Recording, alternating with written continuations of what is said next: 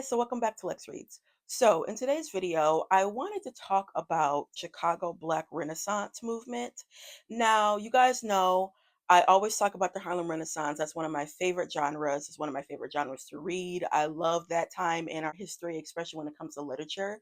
And I was curious about like after, the Harlem Renaissance, because if you know about that time, it was kind of a Harlem Renaissance wasn't really a long period, and it died down in like the mid 30s. And also, when you do read the Harlem Renaissance, obviously most of the stories are set in Harlem, but I have noticed in some of the books, if they're not in Harlem, New York, they're either in DC or Chicago. And while I was doing my research, I stumbled across the Chicago Black movement. It's a little similar to Harlem Renaissance.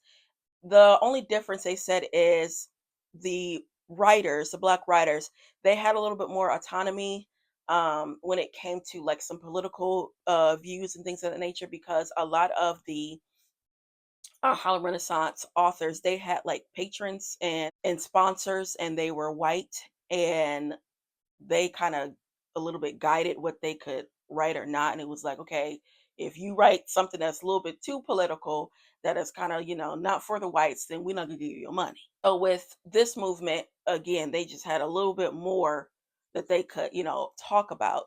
And I wanted to talk about some key authors from this time and share some books of these authors that I do have. So before we get started, don't forget to like, comment, and subscribe. So first, the Chicago Black Renaissance. It was during the late 1920s and 1940s. And these authors had a group called the Southside Writers Group, and it had authors like Arna Bottom, Flint Johnson, Margaret Walker, Gwendolyn Brooks, Lorraine Hansberry. And from this group, a lot of these authors, they produce like their best works. So for the books, okay, we'll start with the well-known people. So obviously, Richard Wright, Native Son. Now, this book is considered one of the best books that came out of, that movement. And if you have read Native Son, I would say get your mind right.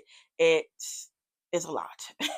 It honestly is a lot. A lot of his writings with Richard Wright, he's going to write about injustice of black boys, men. It's this is really heavy. I would say get your mind right. Another thing I would say about this book is I really did enjoy reading this book and watching some adaptations. Now there are several. The one recently that came out, I want to say in what 2000 is it 19 or 20? It's the same, but the ending is different. But the ending is still not a happy ending, because what happens to Bigger is nothing happy can happen to Bigger. Like there's not a positive outcome. But I did kind of like the way they did um the ending, but you already knew it was gold. Yeah. Another one that I liked is, I think it's one in the 1980s, where Oprah Winfrey is actually playing his mother. Also, you have one of the adaptations, you have Richard Wright playing Bigger. And that was really neat to see, just to see like the author playing the character play it was fascinating. But yeah, this one, if you haven't read it, I would recommend everyone read this, especially if you are a black individual. But I would say you got to get your mind right.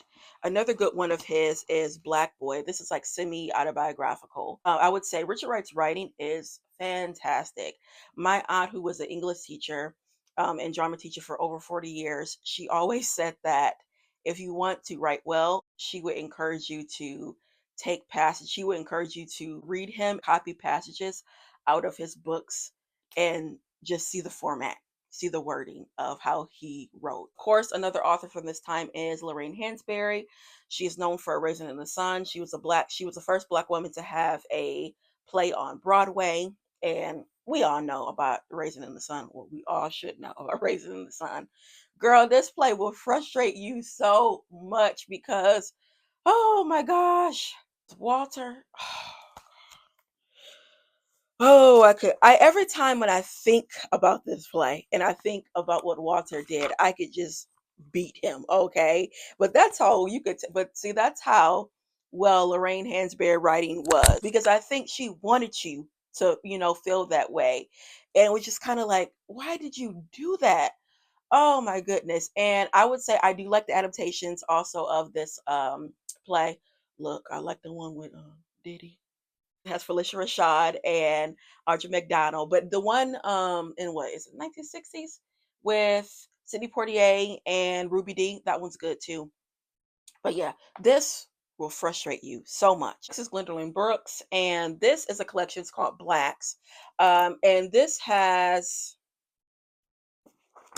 I think this is the only book, full length book I have of hers. I wanted to get this because it does have her only novel, Maud Martha. Gwendolyn, she was the first what black woman to receive the Pulitzer Prize, I believe. Yeah. Y'all know I'm not into poetry like that.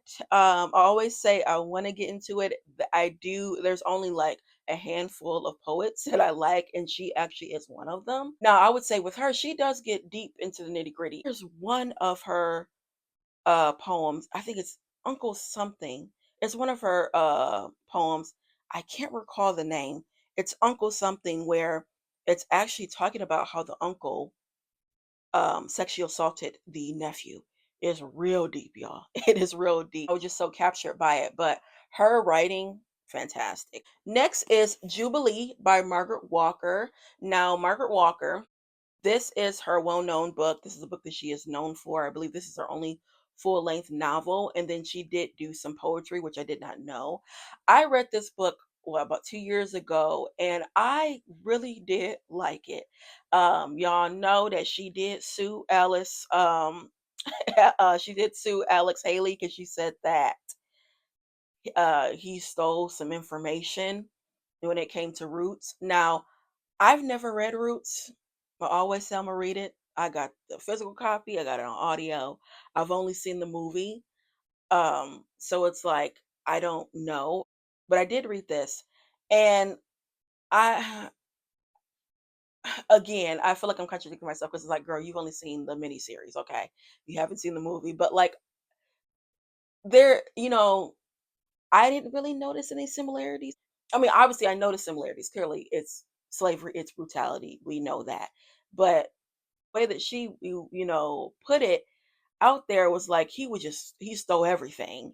And again, I don't know because I have not read Roots. I will say that I did enjoy this book. I did a reading blog on this book actually, but what got me about this is the main character, what was her name, Viry, I believe. She act like, it looked like sometimes she would forget that she was enslaved, and it was like, girl, some of this stuff just frustrated me because I'm like, some of that stuff I'm like, you put it on yourself, girl. Now you know if you do something, you go get beat. So why would you do it? You know what I mean? It was like she was kind of bringing the beatings on herself. Oh, I felt that sounds real bad, but y'all know what I mean. But this book was highly entertaining. I love the dialogue. Um, yeah, I enjoyed this book. I honestly did. Next is Arna Bottom. Now he actually is known during the Harlem Renaissance, but he did kind of like cross over because he has like some books that he wrote, but he also started editing. Now I know this actually was published in 1936, but this is Black Thunder. This is a slave revolt. I have not read this yet, but this is one that he is known for. Another one that he is known for is Drums at the Dusk, and this was published in 1939. This is about the Haiti Revolution in what, 1790 or something like that. Another thing I want to talk about with him, like I said, he also became an editor, and he edited this anthology. It is African Negro poetry. So if you are into poetry, I would highly recommend getting this book. For example, like Flint Johnson, who I'm going to talk about next, he, is from that movement. And he put him in this anthology. Another young man that is known during this time is Frank Marshall Davis. Again, I would highly recommend this if you do like poetry or you want to get into poetry. That was one of the reasons why I did get it. Next is Flint Johnson. He is one that I just recently discovered. Like I said, he is known for his poetry, but he also has some fictional works. But one thing I would say about Flint Johnson, sadly, a lot of his publications, they're not printed. The only times I can read his work is if it's in an anthology. So, and then lastly, I want to talk about another anthology because there are more authors from this time where they only had, a couple of, poems um, or short stories. But there's also a lot that their works are not published. The publications, they haven't published them, which is a whole another issue. We know the method to that madness, okay? And this one does. This is called Black Voices, an anthology of African American literature. Everything I talk about, I'll put down below.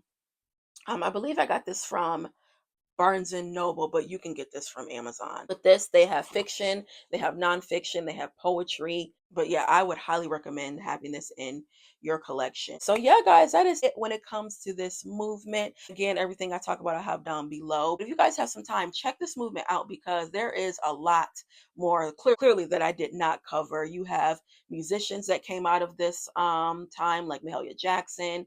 You have dancers, you have artists, you have painters, all of that, just like, the Harlem Renaissance. So, yeah, but that's all I have for you, and I'll be back with more Black books. Bye.